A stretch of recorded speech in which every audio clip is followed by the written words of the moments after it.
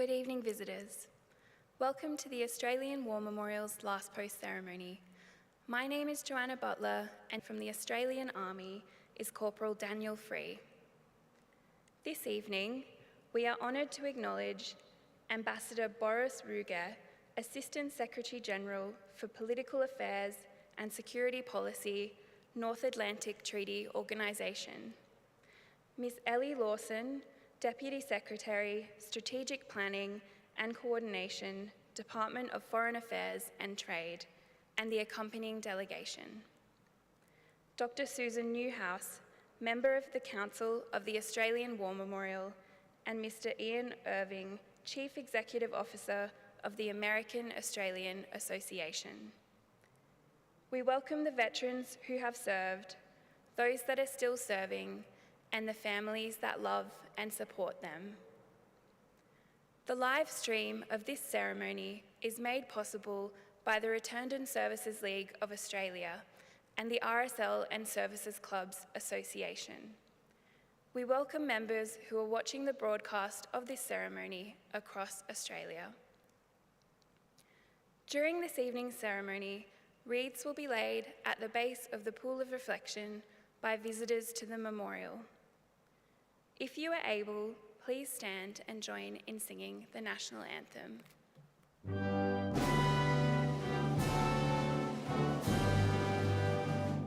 Australians, oh let us rejoice, for we are one and free. We've golden soil and wealth for toil, our home is got by sea. Our land abounds in nature's gifts of beauty, rich and rare. In history's page let every stage advance Australia fair. In joyful strains then let us sing, advance Australia fair. If you are able, please be seated. The Australian War Memorial was the vision of Charles Bean, Australia's First World War official historian. Bean landed with the Australian troops on Gallipoli and stayed with them at the front through to the end of the war. The idea of this national memorial and museum came to him at Pozières, France, in the depths of the bloody fighting of 1916. Bean's idea was that this would be a place where families and friends could mourn loved ones buried in faraway places. It would also be a place that could help all Australians understand what these men and women had endured and what they had done for us. Bean's vision, to which we remain true, is best expressed as inscribed in the entrance to the memorial's galleries. Here is their spirit in the heart of the land they loved, and here we guard the record which they themselves made. Tonight we will read the story behind just one of those on the Roll of Honour, which lists the names of more than 103,000 men and women who have given their lives for us in war and on operations for more than a century.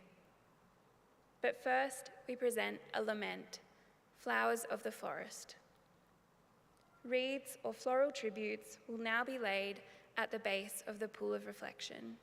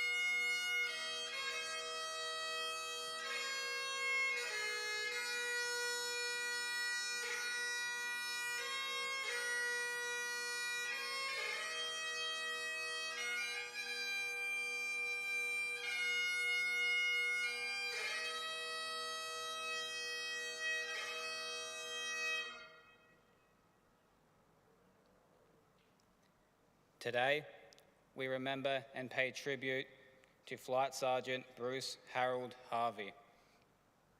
Bruce Harvey was born on the 17th of January 1922 in Temora, New South Wales. He was the only child of Robert George Harvey, a farm manager, and his wife Matilda.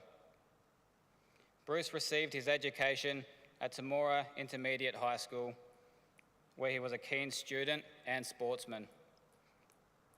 After he had finished his schooling, he studied accounting by correspondence and graduated in April 1939. When the Second World War broke out, 5 months later, Bruce was working as a bookkeeper and a clerk for J.B. Dunn in Temora. Bruce Harvey enlisted in the Royal Australian Air Force on the 15th of August 1941. He was mustered as aircrew and started training at a variety of locations across Australia, learning wireless, air gunnery, and bombing. In 1942, he qualified as an air gunner before embarking for active service from Sydney. Harvey arrived in England in mid-November and spent the rest of the month at a personnel reception centre in Bournemouth. In December, he was allocated to the number 27 Operational Training Unit at RAF Litchfield, where night bomber crews were trained on the Wellington medium bomber. He remained there until June 1943, when he was transferred to number 1656 Heavy Conversion Unit at RAF Lindholm to undertake training on heavy bombers, including Lancasters and Halifax 4-engine bombers.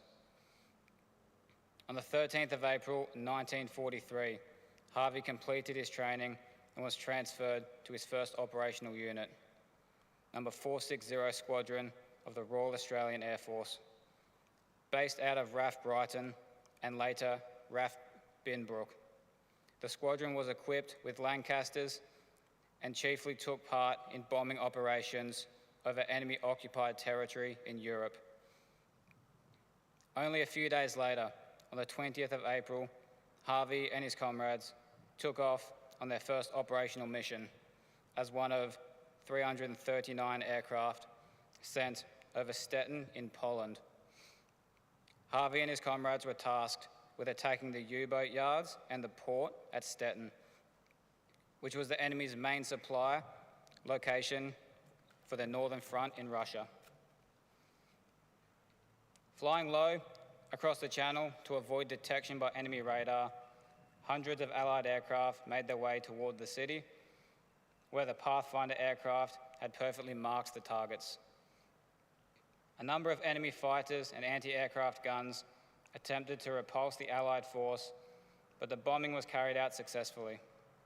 A large part of the city was on fire, and a number of important targets, including 13 industrial premises and a large chemical factory, were destroyed. Despite the large-scale success of the raid, some 30 Allied aircraft failed to return from the mission.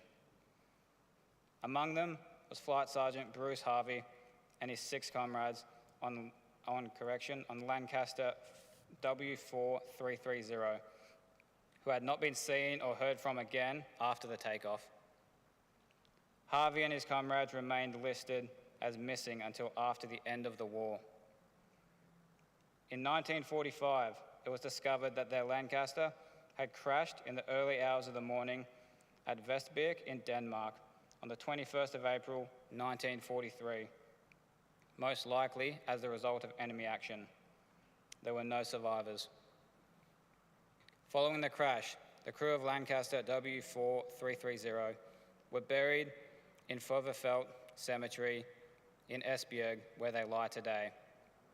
Flight Sergeant Bruce Harvey was 21 years old. His name is listed on the Roll of Honour to my left amongst almost 40,000 Australians who died while serving in the Second World War. His photograph is displayed today by the Pool of Reflection. This is but one of the many stories of service and sacrifice told here at the Australian War Memorial. We now remember Flight Sergeant Bruce Harold Harvey, who gave his life for us, for our freedoms, and in the hope of a better world.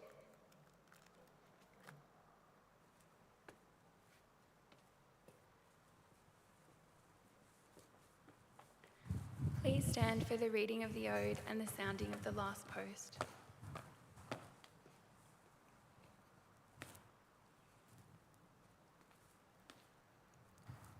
They shall grow not old, as we that are left grow old. Age shall not weary them, nor the years condemn. At the going down of the sun, and in the morning, we will remember them.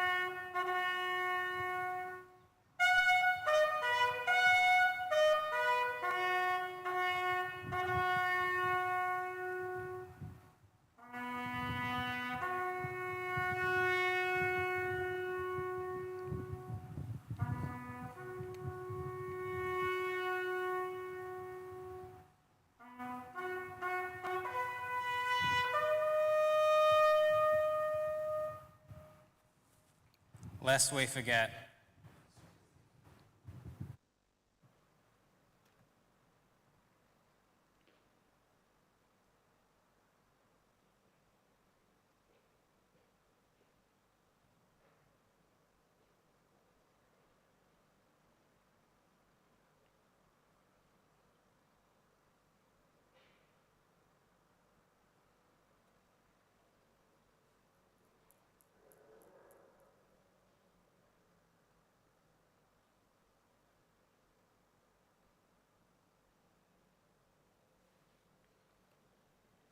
We leave you this evening with the words of the memorial's founder, Charles Bean.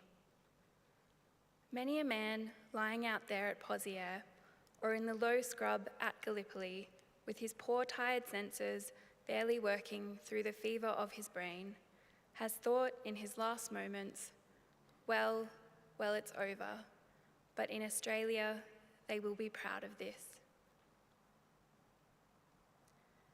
Ladies and gentlemen, that concludes the last post ceremony.